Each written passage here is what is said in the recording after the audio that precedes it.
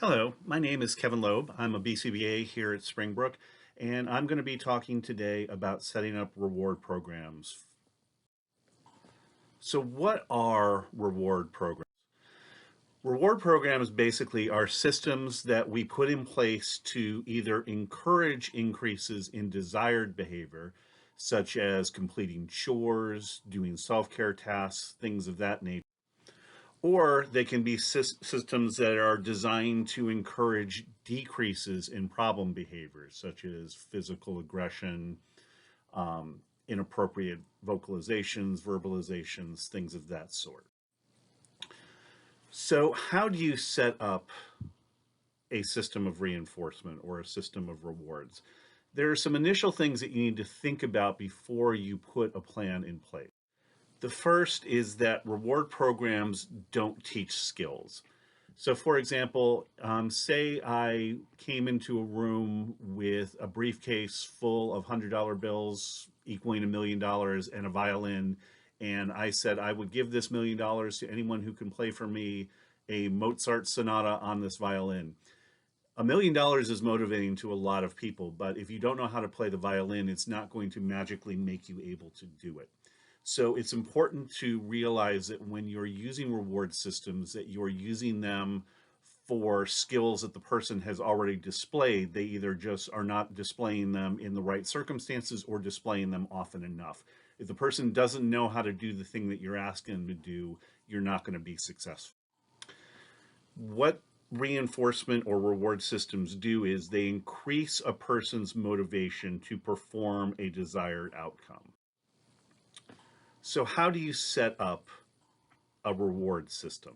There are a number of different things that you need to take into consideration. First, you have to identify your goal, and you also need to define it very well. So it needs to be very clear. I expect if I'm doing a chore program, these are the chores. This is what I consider a completed chore. This is when it needs to be done by. If I'm looking at maladaptive behavior, I need to clearly define what that behavior is, what physical aggression is. If you don't have consistent or you have inconsistent definitions, this can lead to inconsistent implementation. And this is especially important if the people responsible for delivering the rewards in the reward system are more than one person. So, for example, if you're in a two-person household where there are two people parenting a child, if the two parents have different ideas on what constitutes success in a given program, one parent is going to be providing rewards and the other one isn't going to be doing it as often, and that's going to lead some to issues. That's going to lead to inconsistent changes in that child's behavior. Another thing, to when you're coming up with your goals, it's okay to negotiate if it's possible. If you are doing this with a person who has the ability to speak and talk with you about things, it's okay to negotiate what is considered an appropriate behavior or an inappropriate behavior. So, for example, I remember once I did a reinforcement system about chores with a family. And I sat down with the mom and the dad and the child, and we went over what chores were to be expected, how often they were supposed to be done, and also what constituted completion of those chores. So, if you can involve the person who is going to be under the reward system, that's always something that I want to be trying to do. The next thing is you need to identify what the reward is, what the thing is that you're using to motivate that person to engage in that behavior or to decrease the behavior that you've targeted. The most important thing is make sure that the reward has value to that person. The most important thing to think about when you're looking at reinforcement is something that may reinforce your behavior may not reinforce that of the person you're working with. So be sure that you are using something that they find valuable. It's also important to remember that a person's values can change. And so something that may reward a person on one given day may not be effective on another day. So you may need to be very flexible with the rewards that you're using. You may need to have several different rewards lined up and be prepared to change rewards if the person who is under the system is saying that they are not interested in what is being currently offered. You need to give them an opportunity to change to something that will motivate them to make those behavioral changes. The next thing is to determine how much work is needed for the reward. So you can think of a reward system almost like a job. A job is a reward system. You are expected to do a particular set of tasks, and if you do those tasks the way that is described in your job description, then you receive rewards in the sense of a paycheck. So it's often it's easier to look at a reward system like that, like a job that you are giving that person. So you need to determine how much work is needed for the reward. And just as with typical work, you can over or undervalue the amount of work that you are rewarding. If you make the amount of work the person has to do too hard for what it is that they're earning, that person won't engage in that behavior.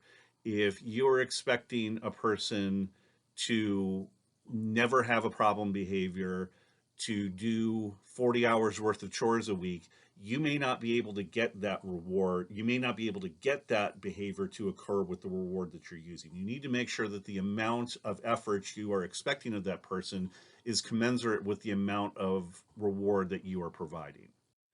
If you make it too easy, though, if a person can earn rewards without having to do very much at all, that person doesn't need to change their behavior. And therefore, there won't be changes in the frequency or intensity of behaviors that you're seeing. So, what it's usually said is to apply what's called the Goldilocks rule. You don't want to make the effort too difficult for the reward, but you don't want to make it too easy either. You typically want to set things up so that the person is able to earn the reward about 50% of the time if they're putting forth the correct amount of effort. Do you want to give a reward once a week? And again, that's going to depend on the person that you are providing this system for. Is this a person who has the ability to conceptualize a week's worth of time? Or is this somebody who needs to be rewarded on a more frequent basis? Something that goes along with this is to make sure that when you're delivering rewards that you quote unquote pay on time. Going back to the example I gave of the family that was working on chores, I had the system set up where we negotiated what chores the child was going to do, what they were going to earn for each chore that they were going to do, what constituted completion. Everything was set, everything was going. The first week, everything went really well. The second week, everything went really well. Then, as I was looking at the data, week 3, week 4, and so on, his parents were reporting to me that he wasn't doing chores anymore. So I went to go talk with the family, including the child, and I was asking, so what happened? And the child looked at me and said, well, mom keeps forgetting to pay me. So what had happened was the mom didn't typically have cash on her. So when it was time for him to earn his reward at the end of the week to be paid for the work that he was doing, she didn't always have it. And so she said, oh, I forgot. I need to get you some money. I'll owe you. So I'll pay you the next time I get a chance. And she had done this enough times where the child wasn't getting the money that he was being promised. And he basically said, well, I'm not doing this anymore. So always be sure that when you set up a system that you make sure that you deliver the reward consistently when it's supposed to be delivered every single time. So let's say that you've done this reward system. You've set everything up.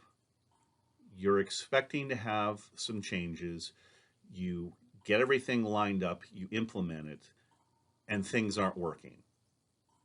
What do you do in those circumstances? What do you do in those situations? So there are a number of different things that you might do to troubleshoot those particular areas. The first thing is going back to the first points that I discussed during this training about setting things up. So ask yourself, am I using a reward that the person is interested in earning? Am I expecting, am I setting up the right amount of work for the reward that's being given? Again, if you are asking a child to do a week's worth of chores and only giving them 50 cents, you might not get a good result out of that. You might either need to decrease the amount of chores that you're asking the person to do, or you might want to consider increasing the amount of money that you're doing. Now, a lot of things that people talk about when doing reinforcement systems is when parents have financial limitations.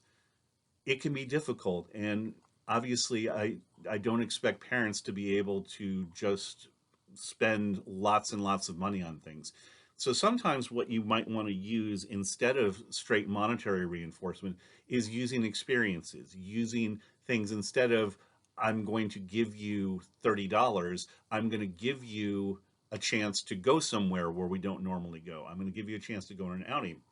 And you might not have to spend $30 on an outing. You might only have to spend $5 or $10 instead. But that might be something that the person is willing to do. So that's one of the points that you want to look at.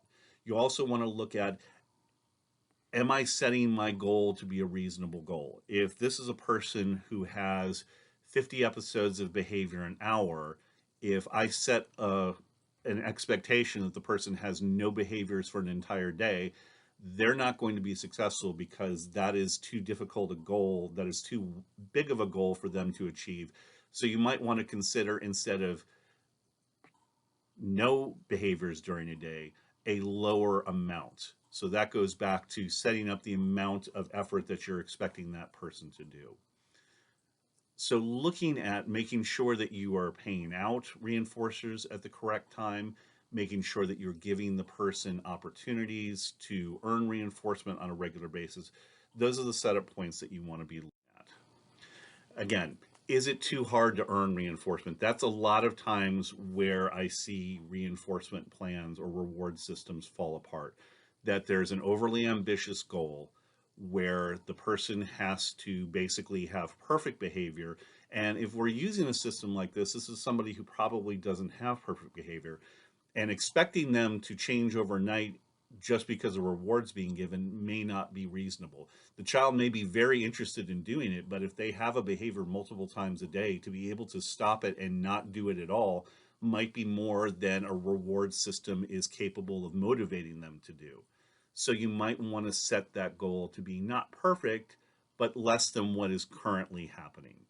So another thing that may be important is to get a baseline measurement of how often the person engages in behavior and set a more realistic or achievable goal.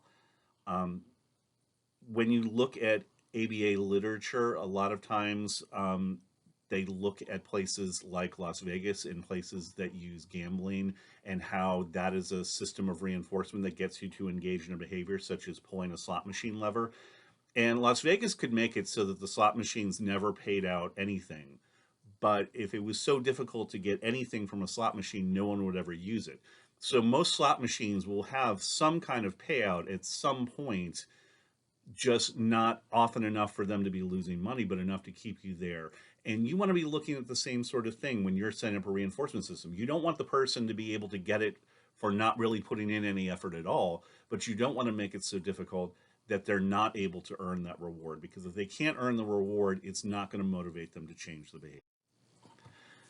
The last thing you want to be looking at again is that reward itself. Is the reward that you're using, is it worth it to that person? And again, it doesn't necessarily come down to monetary value. It can come to an ability to do something that they normally don't get to do.